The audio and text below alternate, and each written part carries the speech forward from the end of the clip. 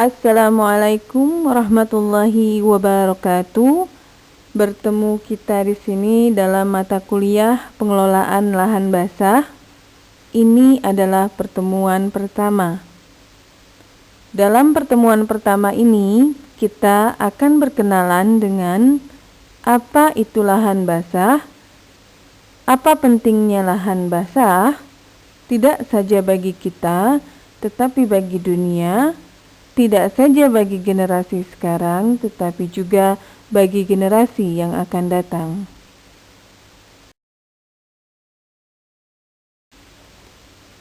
Anak-anakku yang sudah mengontrak mata kuliah dengan saya sebelumnya pada mata kuliah Ekologi dan Keanekaragaman Hayati, kalian bertanya-tanya siapa saya.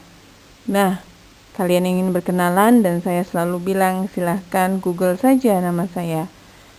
Pada kali ini saya tidak akan meminta kalian untuk meng-Google, tapi kalian untuk lebih berkenalan dengan saya. Sebagaimana kalian tahu tentunya nama saya tidak usah saya sebutkan kembali, tetapi apa substansi saya di sini? Saya di sini adalah sebagai seorang scholars yang bergerak di lahan basah.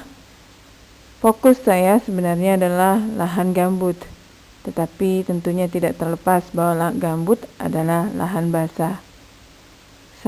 Pendidikan saya adalah S1 Ilmu Tanah dengan fokus Kimia dan Kesuburan Tanah di Universitas Jambi.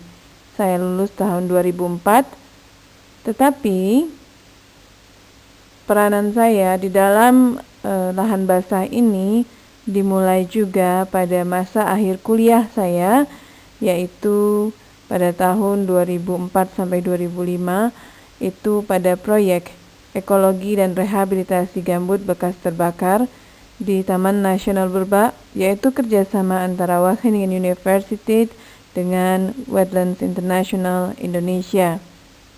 Nah, bagaimana kalian dapat lihat ada laporan saya di sini tentang seed dispersal. Di sini kita melihat bagaimana pada lahan basah di Taman Nasional Berbak bisa mengalami regenerasi alami melalui seed dispersal atau penyebaran benih. Kemudian saya melanjutkan studi saya S2 di Analisis Sistem Lingkungan Environmental System Analysis di Wageningen University di Belanda. Di sana saya mengambil tesis tentang partisipasi masyarakat untuk mitigasi emisi.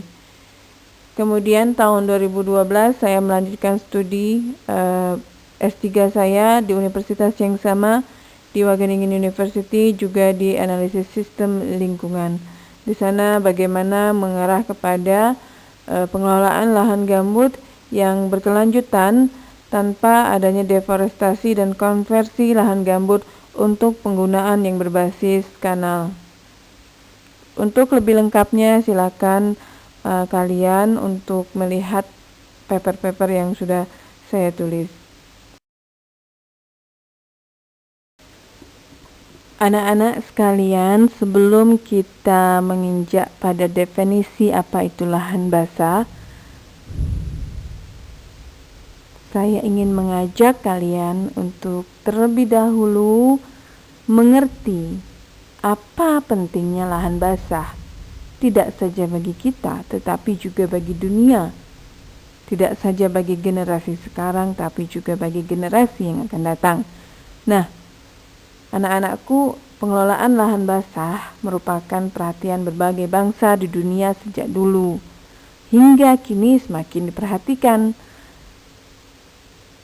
Dulu, pentingnya lahan basah ini mengarah kepada terbentuknya Konvensi Ramsar atau Konvensi Lahan Basah tahun 1971, yaitu sekitar 50 tahun yang lalu. Jadi Ibu berharap bahwa setelah kalian mengontrak pengelolaan lahan basah ini, tidak ada yang tidak tahu apa itu Konvensi Ramsar. Untuk lebih lengkapnya kalian Google, ada site-nya tentang Ramsar. Ada website-nya dan ada site-nya tentang Ramsar. Nah, apa itu Ramsar sebenarnya? Ramsar adalah sebuah nama kota kecil di Iran di mana pada saat itu dilaksanakan konvensi lahan basah. Konvensi itu secara resmi bernama The Conventions on Wetlands of International Importance, especially as waterfall habitats. Jadi, kepentingan pertama lahan basah di dunia adalah untuk habitat burung air. Jika kalian ingat kembali tentang mata kuliah keanekaragaman hayati, ini adalah aspek keanekaragaman hayati. Sebelah kanan kita lihat ada lambangnya Ramsar ya. Nah, pada highlight biru dan putih ini, apa itu misi dari konvensi ini? Saya bacakan aslinya dalam bahasa Inggris adalah The convention mission is the conservation and wise use of all wetlands through local and national actions and international cooperation as a contribution towards achieving sustainable development throughout the world. Tahu nggak artinya? Artinya adalah konvensi ini bermisi konservasi dan penggunaan yang bijak untuk seluruh lahan basah melalui aksi lokal dan nasional dan kerjasama internasional sebagai kontribusi menuju pencapaian pembangunan berkelanjutan di seluruh dunia.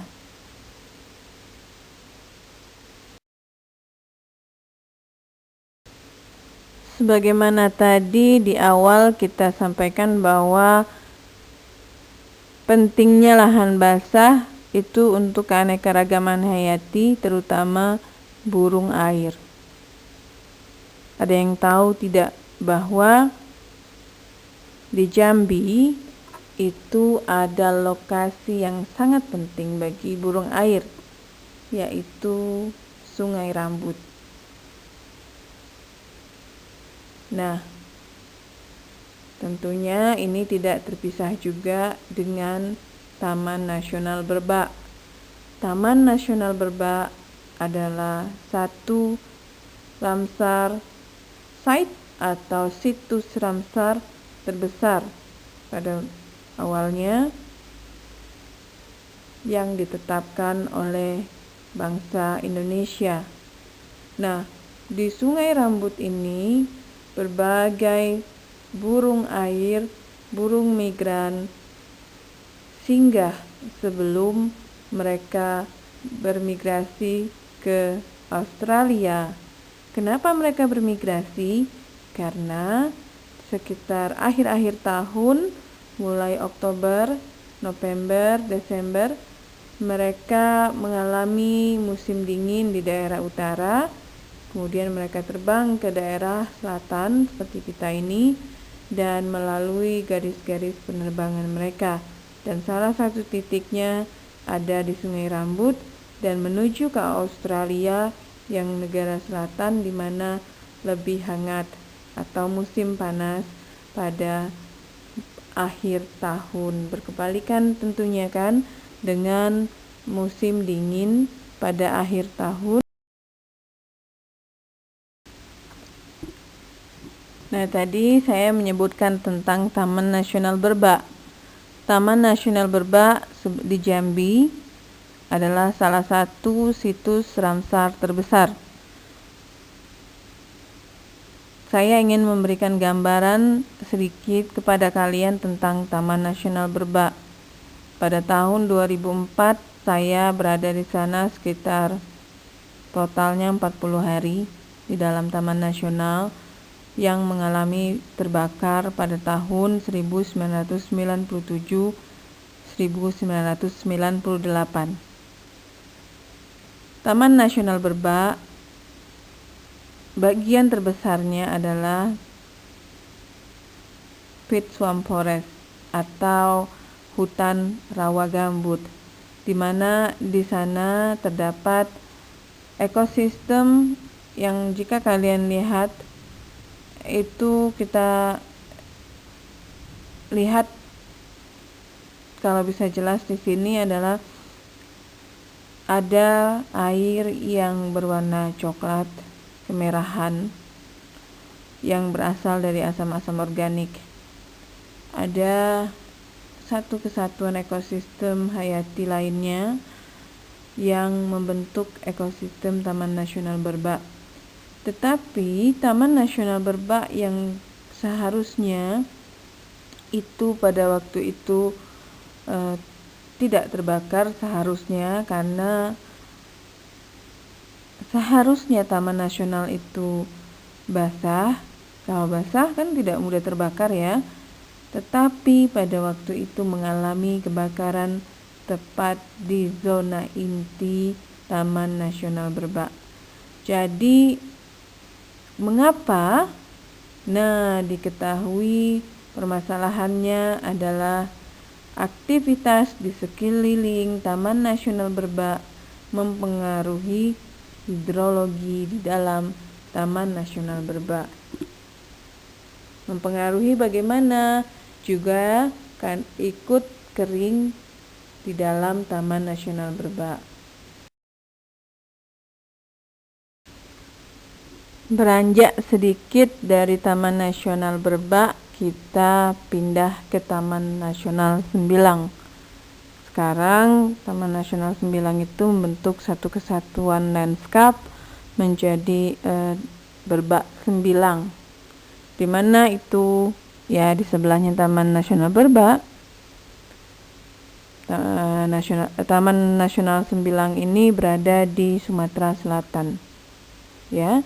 Nah, sama juga jadi kepentingannya, yaitu penting untuk keanekaragaman hayati, terutama untuk air, burung air. Nah, di sini ada foto, saya pinjam foto Pak Hendy Presko di sini. Pak Hendy mohon izin ya.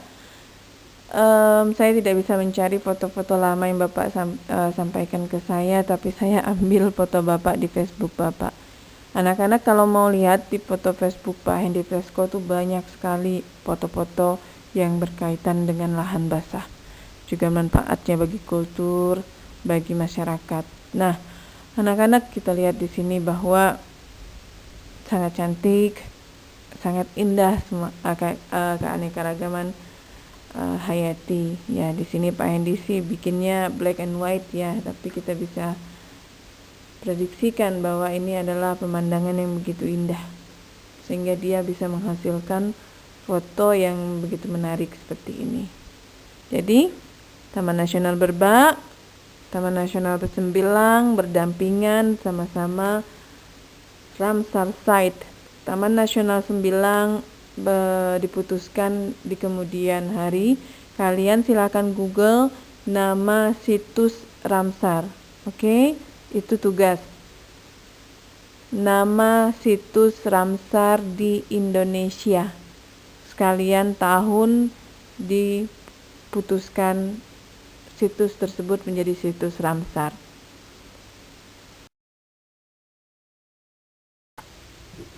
Nah, setelah tadi kita melihat pemandangan yang agak-agak indah yang dapat kita bayangkan, burung yang begitu indah, taman nasional yang begitu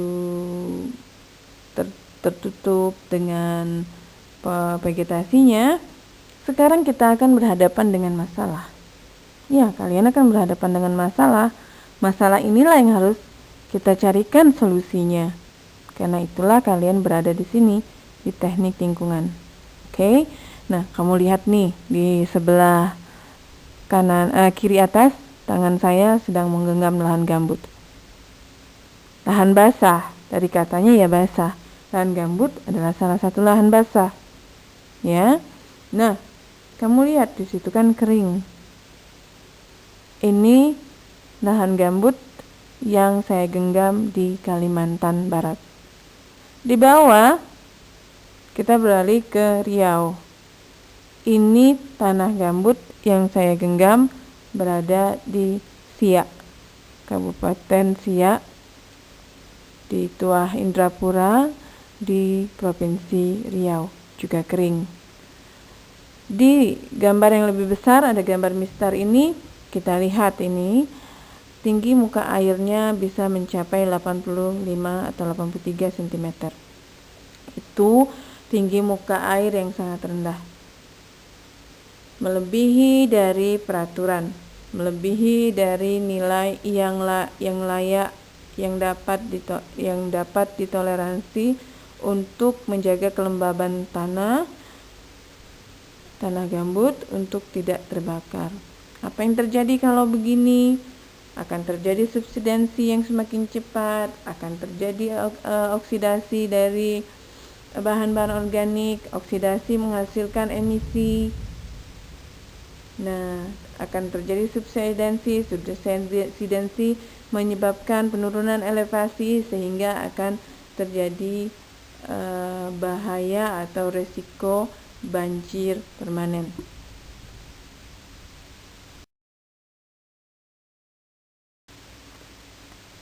Pada gambar ini kita lihat adanya gambaran subsidensi, ya. Kamu lihat di meteran itu, yang jelas itu subsidensi diestimasi bisa melebihi 40 cm atau mendekati 50 cm. Ini adalah estimasi ya. Jadi estimasi subsidensi dapat kita lakukan dari munculnya perakaran-perakaran ke permukaan tanah. Subsidensi ini kami ukur di Geragai, Tanjung Jabung Timur, ya, di Provinsi Jambi. Ini gambar kelapa sawit. Apa yang salah dengan gambar kelapa sawit ini? Ya, gambar kelapa sawit ini berada di lahan gambut. Nah, lahan gambut yang dipergunakan untuk kelapa sawit di drainase yang akan kemudian termampatkan, yang mengalami subsidensi dan juga tidak memiliki kemampuan untuk menjadi fondasi yang kuat bagi batang sawit tersebut, sehingga sawit-sawit akan mudah doyong. Sedangkan sebagian besar lahan gambut dipakai untuk kelapa sawit.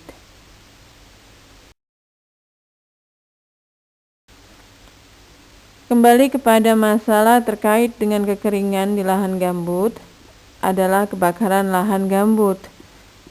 Nah, saya berikan contoh di sini. Tentunya kalian semua mengalami ya apa yang kalian rasakan tahun 2015 dan tahun 2019 misalnya tentang kabut asap.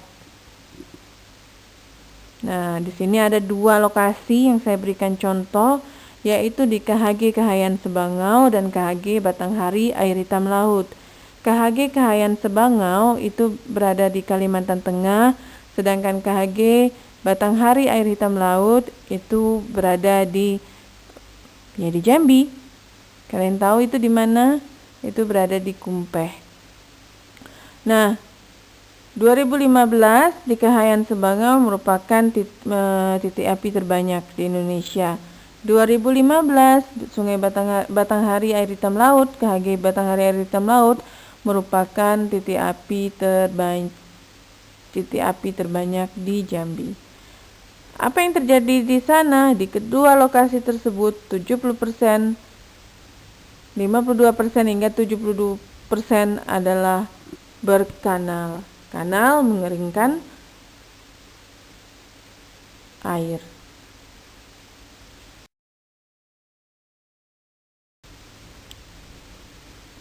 Dari lokasi-lokasi yang berada di daratan yang luas di Sumatera dan Kalimantan tadi, kita coba ke pulau-pulau kecil terluar Indonesia. Di sini di sebelah kanan sudut itu ada Pulau Padang yang hijau, yang 3 besar ini adalah Pulau Padang, Pulau Rangsang, dan Pulau Tebing Tinggi Timur. Nah, fokus ini salah satunya di Pulau Rangsang, yaitu yang berwarna oranye. Gambaran Pulau Rangsang tersebut adalah seperti ini nih, gambar yang besar, yang tepi laut ini. Seharusnya barisan yang ada cowok yang berdiri ini Mas Aam namanya, ini harusnya tidak begini. Ini lebih jauh lagi, yang sekarang ini sudah menjadi sebagian laut ya, sudah masuk air lautnya ke sana. Apa yang terjadi di sini? Terjadi abrasi yang sangat hebat, dan abrasi tersebut sudah mencapai titik gambut. Titik gambut yaitu ya yang ini, yang tempat Mas Aam berdiri di sini nih. Nah, ini titik gambut itu udah tergerus sebagiannya di sebelah ke lautnya. Apa yang terjadi? Masalah dengan abrasi ini akan menyebabkan bencana. Nah, mitigasi bencana adalah salah satu bagian yang penting bagi lahan basah untuk dilestarikan. Masuk lebih ke dalam lagi, masih di Pulau Rangsang, kita akan lebih ke gambutnya. Nah, di sana kita lihat di sini jelas sekali bahwa di Pulau Rangsang tersebut lahan gambutnya sudah begitu parah rusaknya dan sudah menjadi seperti bubur. Yang berdiri di sini nih namanya Dr. Sigit Sutikno. Beliau adalah dosen dan ketua Pusat Studi Bencana di Universitas Riau. Kapan-kapan kita minta kuliah ya sama Pak Dr. Sigit Sutikno. Sensei dari Jepang ini beliau. Oke. Nah, begitu rusak ya. Bayangkan ya, abrasi di pinggir tersebut akan semakin masuk tanpa adanya mitigasi bencana, tanpa pengelolaan lahan basah yang bijaksana. Jika semakin itu akan semakin ke dalam dan akan mencapai titik ini, dan tentunya udah bagaimana lagi dengan masyarakat di sana.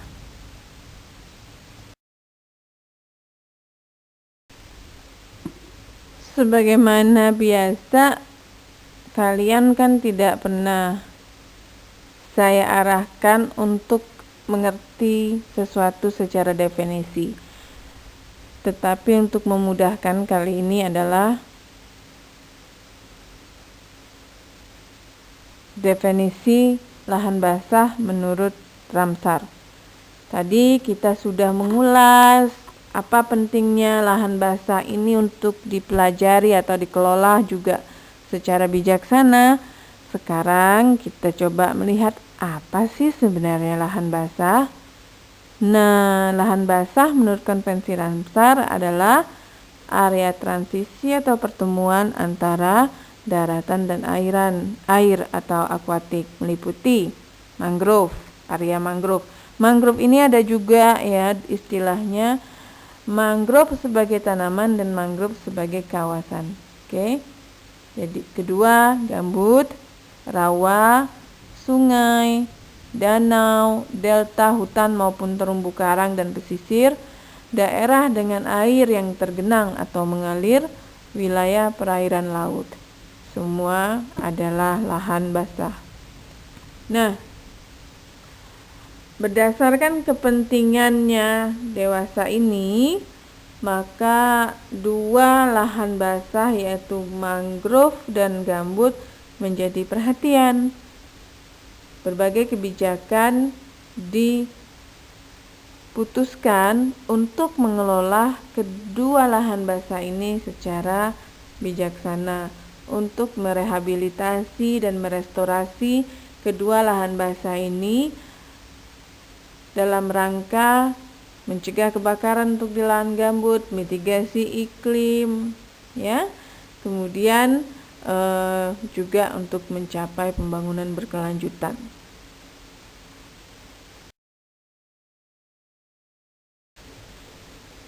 Jadi dapat kita simpulkan beberapa hal terkait pentingnya pengelolaan lahan basah yang berkelanjutan.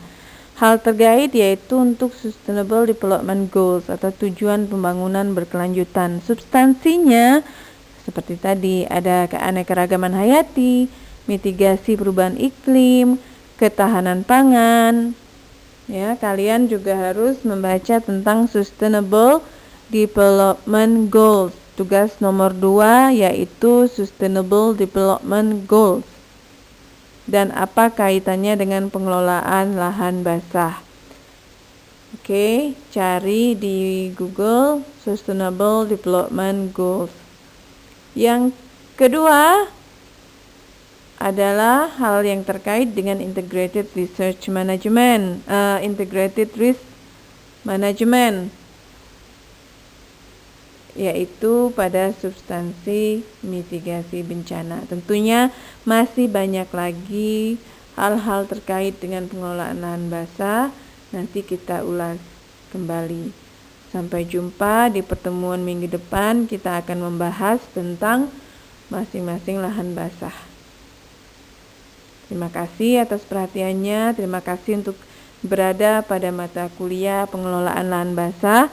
Semoga kalian menjadi agen-agen perubah untuk pengelolaan lahan basah yang lebih bijaksana.